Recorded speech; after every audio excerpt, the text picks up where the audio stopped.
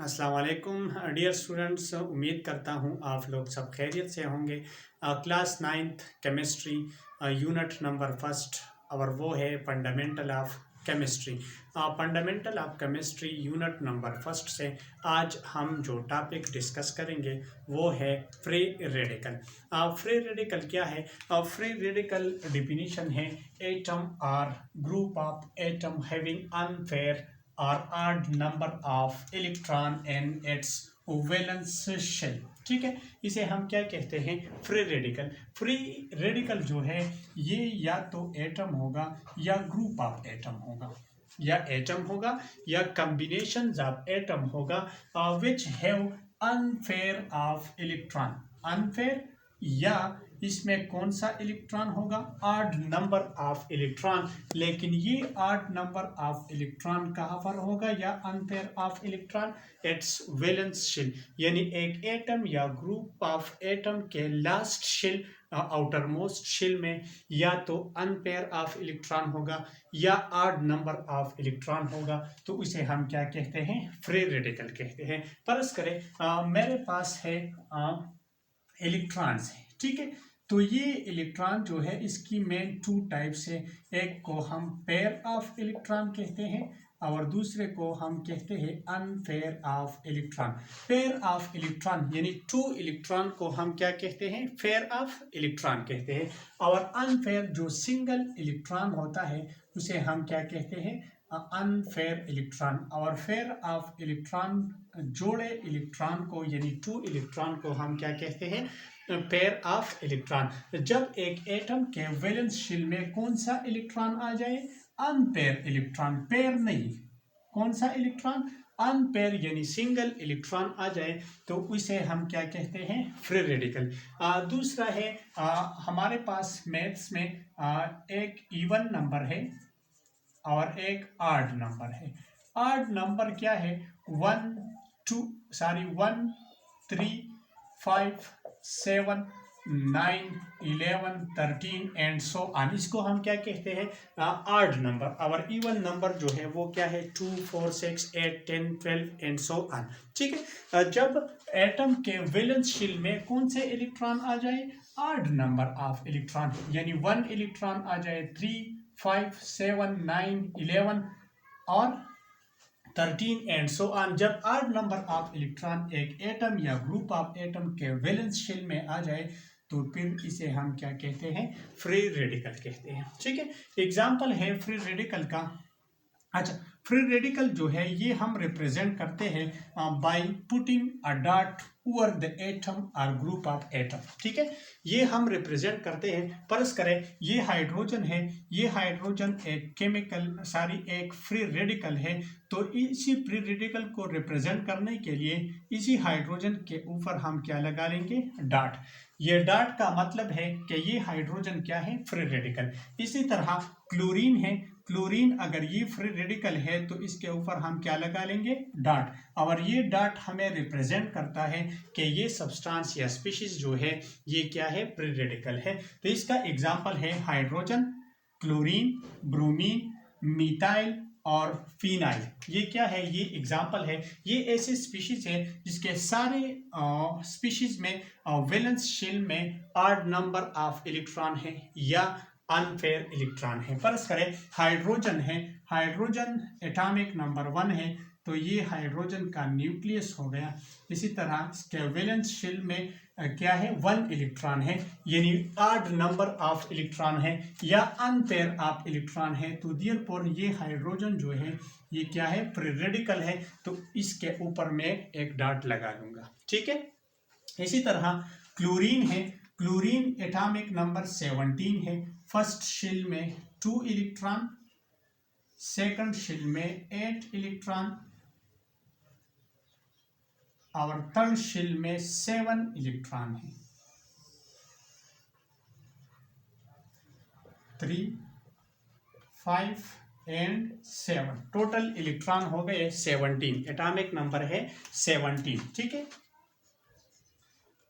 2 और 8 10 और 7 is equal to 17।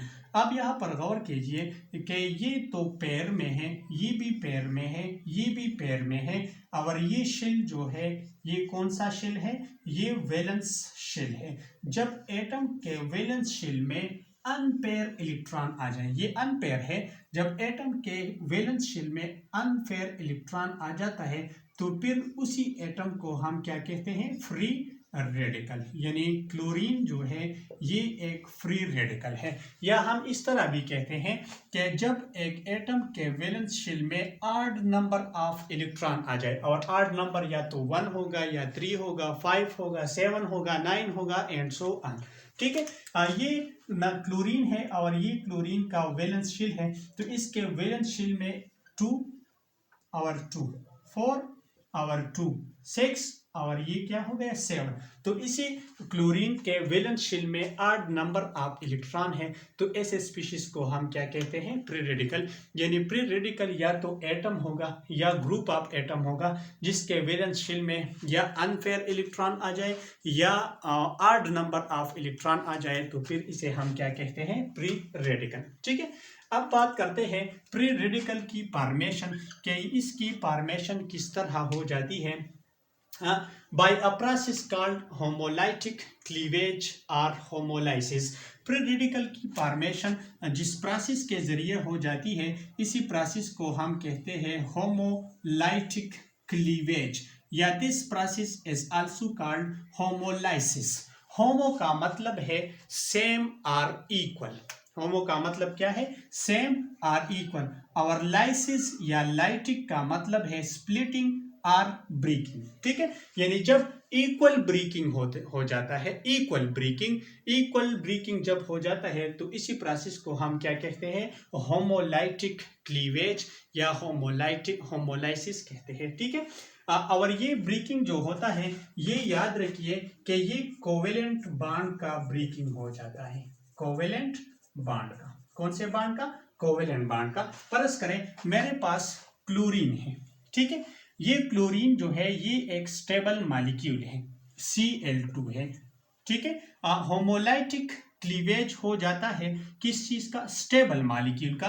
यानी जब होमोलाइटिक क्लीवेज एक स्टेबल मॉलिक्यूल का हो जाता है तो इसे क्या बनता है, प्री रेडिकल। ठीक है, ये Cl2 है, एक मॉलिक्यूल है, और इसमें ये जो बॉन्ड है ये कोवेलेंट बॉन्ड है, म्यूचुअल शेयरिंग ऑफ इलेक्ट्रॉन की वजह से बना हुआ है। ठीक है, इसी बॉन्ड का क्या होगा, होमोलाइसिस होगा या होमोलाइटिक क्लीवेज होगा। और होमोलाइटिक क्लीवेज या होमोलाइसिस हम किसे कहते हैं, इक्वल ब्रेकिंग को। यानी यहाँ पर ब्रेकिंग होगा, इक्वल ब्रेकिंग। तो इक्वल ब्रेकिंग की वजह से ये अपना इलेक्ट्रॉन लेगा और ये एटम अपना इलेक्ट्रॉन लेगा, तो दोनों के वैलेंस शेल में ऑड नंबर ऑफ इलेक्ट्रॉन होगा, तो ये क्या होगा, रेडिकल होगा।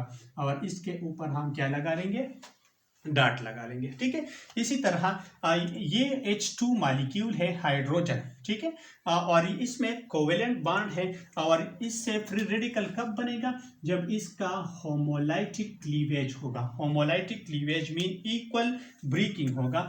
होमोलाइटिक क्लीवेज में एक एटम अपना इलेक्ट्रॉन लेगा और दूसरा एटम अपना इलेक्ट्रॉन लेगा, तो इससे क्या बनेगा, फ्री रेडिकल। ठीक है,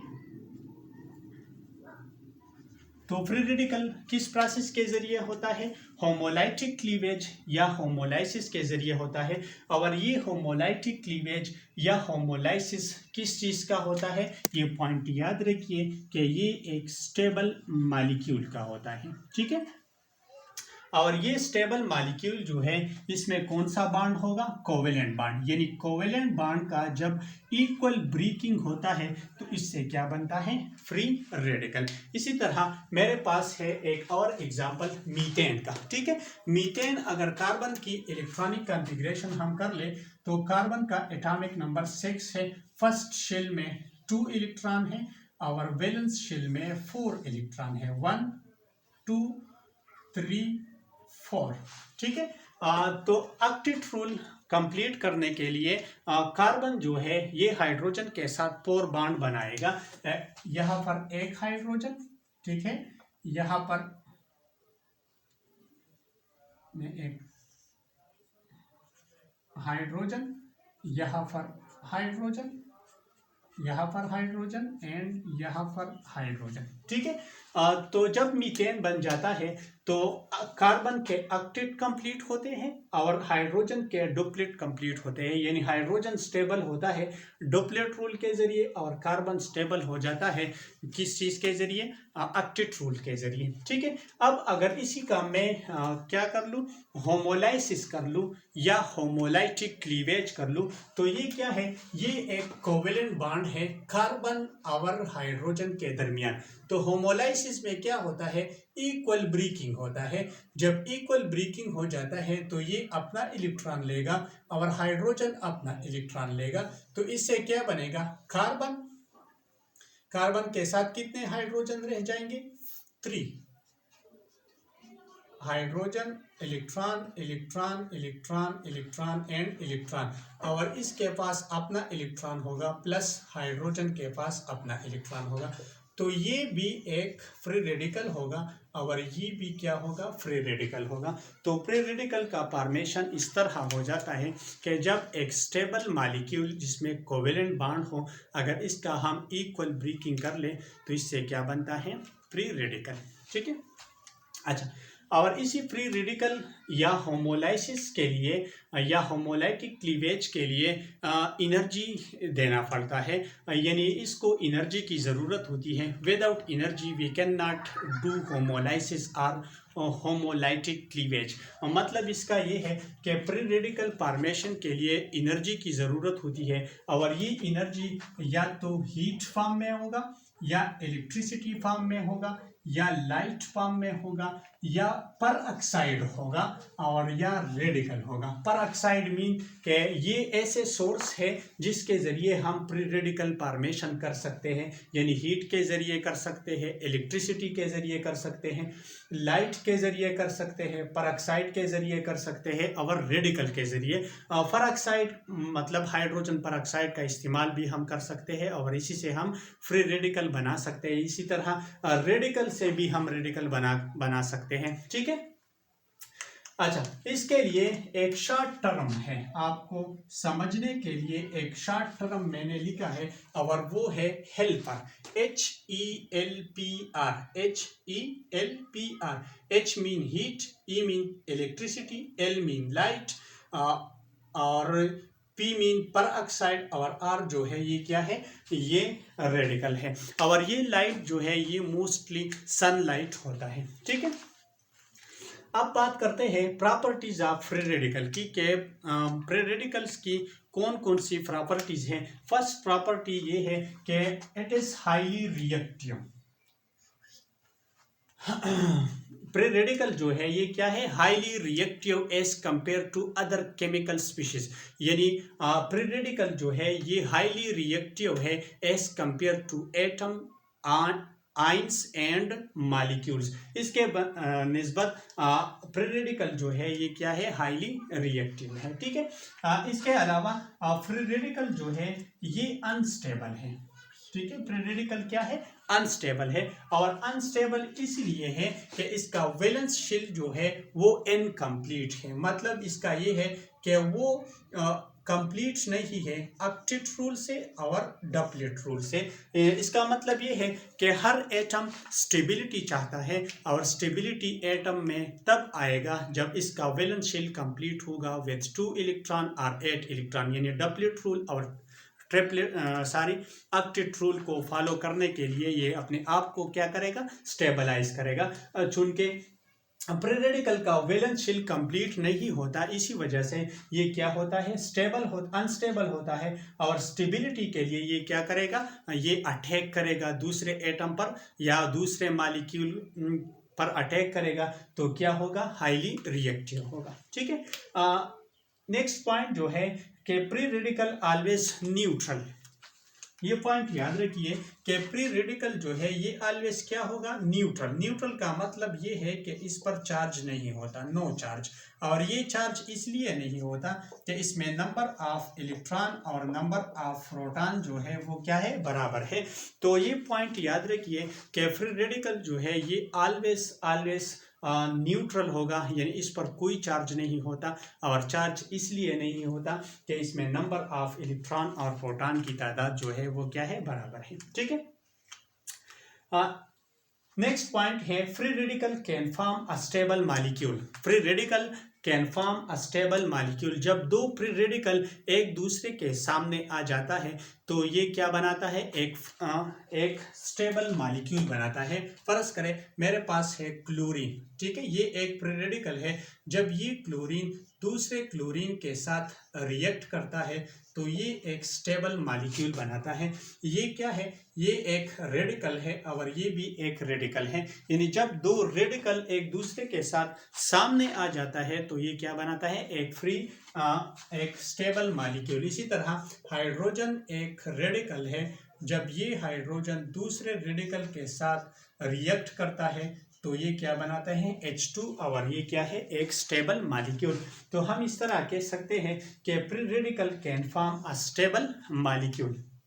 नेक्स्ट पॉइंट है free radical can convert a stable molecule into free radical.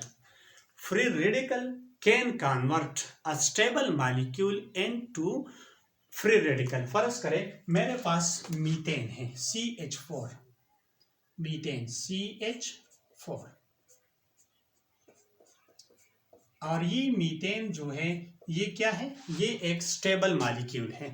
जब स्टेबल मॉलिक्यूल पर एक फ्री रेडिकल अटैक करता है तो इसी स्टेबल मॉलिक्यूल से क्या बनाता है, फ्री रेडिकल। तो ये किस तरह होगा, ये क्लोरीन का इलेक्ट्रोनेगेटिविटी ज़्यादा है हाइड्रोजन से, कार्बन से। और दूसरा पॉइंट ये है कि ये फ्री रेडिकल है तो ये इस तरह करेगा कि ये अटैक करेगा हाइड्रोजन पर। जब हाइड्रोजन पर अटैक करेगा तो ये दोनों कंबाइन हो जाएंगे और इसका होमोलाइसिस या होमोलाइटिक होगा। ठीक है, तो ये क्या बनाएगा, HCl बनाएगा plus carbon, hydrogen, hydrogen and hydrogen, और यहाँ पर जो इलेक्ट्रॉन रह गया था वो इलेक्ट्रॉन होगा। तो कार्बन के वैलेंस शेल में अनपेयर ऑफ इलेक्ट्रॉन आ गया या ऑड नंबर ऑफ इलेक्ट्रॉन आ गया। तो इसी वजह से फ्री रेडिकल जो है वो एक स्टेबल मॉलिक्यूल को कन्वर्ट करता है कौन सी चीज में, फ्री रेडिकल में, फ्री रेडिकल में। तो ये था प्रॉपर्टीज और फ्री रेडिकल्स और इसका फॉर्मेशन था। तो उम्मीद करता हूँ आपका कॉन्सेप्ट क्लियर हो चुका होगा। Thank you so much. अल्लाह हाफिज़।